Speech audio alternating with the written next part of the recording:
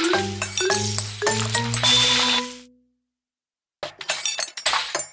Friends, welcome to my channel cook with Chandrakanta.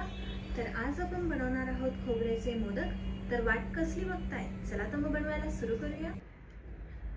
Pan गरम झाला की सर्वात आधी आपण त्यामध्ये 1 चमचा तूप ॲड करणार आहोत। तुम्हाला जे तूप हवं असेल ते तुम्ही घेऊ शकता।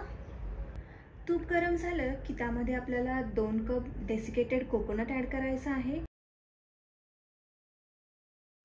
डेसिकेटेड कोकोनट म्हणजेच खोबऱ्याचा कीस। मग आपल्याला हे सर्व 1-2 मिनिटं छान परतून घ्यायचं आहे।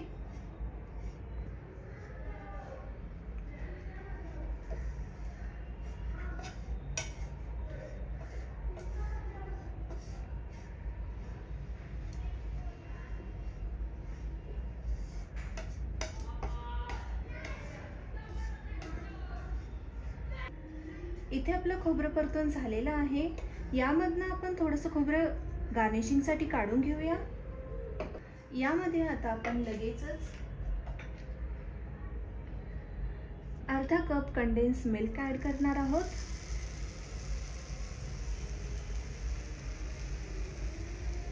आणि हे सर्व छान आपल्याला मिक्स करून घ्यायचं आहे।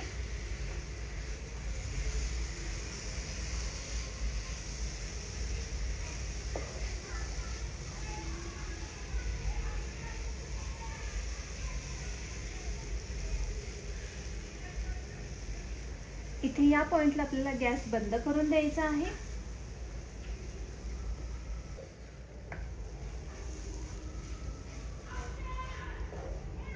इथे कंडेन्स मिल्क छान मिक्स झालेलं आहे।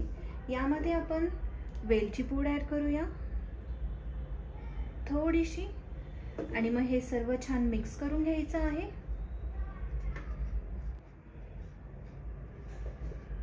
जसं तुम्ही बघू शकता इथे आपलं मिश्रण बनवून तयार आहे। थोडंसं थंड होऊ द्यायचं आहे आणि मग आपण याचे मोदक बनवूया। मोदक बनवण्यासाठी इथे मी मोदकचा साचा घेतलेला आहे आणि त्याचबरोबर थोडेसे पिस्ता। चला तर मग मोदक बनवून घेऊया।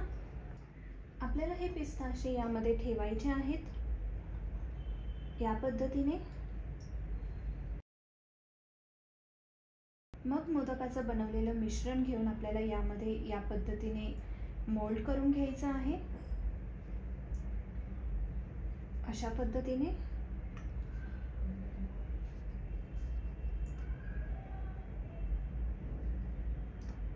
थोडं थोडं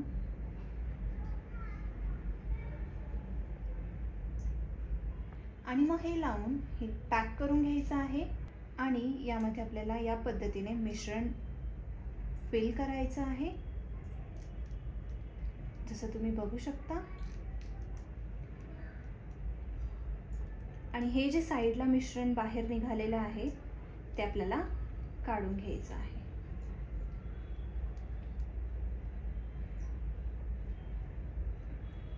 आणि मग आता आपण हे डिमोल्ड करून घेऊया।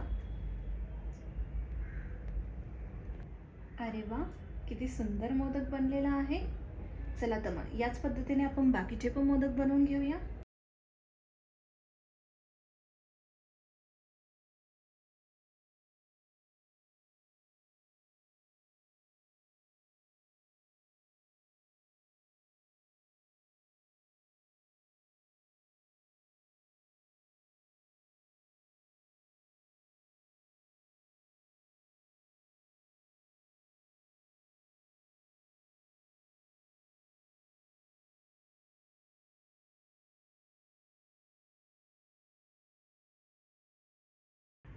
आणि इथे आपले सर्व मोदक बनवून तयार आहे।